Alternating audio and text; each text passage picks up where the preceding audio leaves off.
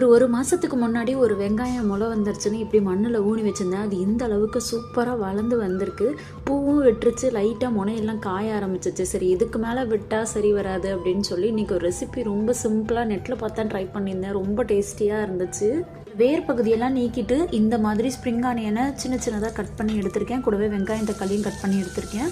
ஒரு பேனில் கொஞ்சமாக எண்ணெய் ஊற்றி சோம்பு போட்டு தாளிச்சிக்கலாம். சோம்பு நல்லா பொரிஞ்சதுக்கப்புறமா நீங்கள் வெங்காயம் சேர்த்து வதக்கிக்கோங்க. இதுக்கு ரொம்பலாம் வெங்காயம் தேவைப்படாது. சும்மா ஒரு ஆஃப் வெங்காயம் போட்டால் போதும். அதுக்கப்புறமா தக்காளியும் போட்டு நல்லா வதக்கிட்டு நம்ம கட் பண்ணி வச்சுருக்க இந்த ஸ்ப்ரிங் ஆனியனையும் போட்டுக்கலாம். இது வதங்கிறதுக்காக கொஞ்சமாக நான் உப்பு ஆட் பண்ணியிருக்கேன். இது ஒரு பக்கம் வதங்கிட்டு இருக்கட்டும்.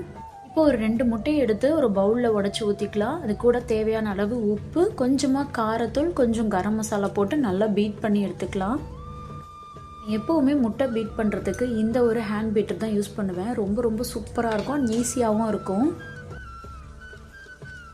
வெங்காயம் தக்காளி ஸ்ப்ரிங் ஆனியன்லாம் நல்லா வதங்கிடுச்சு. இந்த ஸ்டேஜில் நம்ம பீட் பண்ணி வச்சுருக்க முட்டையும் ஊற்றி நல்லா மிக்ஸ் பண்ணி எடுத்திங்கன்னா சூப்பரான ஸ்ப்ரிங் ஆனியன் முட்டை பொடி மாஸ் ரெடி. ரெசிபி நான் டக்குன்னு ஒரு 10 நிமிஷத்துலேயே பண்ணிட்டேன். ஸ்ப்ரிங் ஆனியன் கட்டல் இம்யூனிட்டி பவருக்கு ரொம்ப ரொம்ப நல்லது.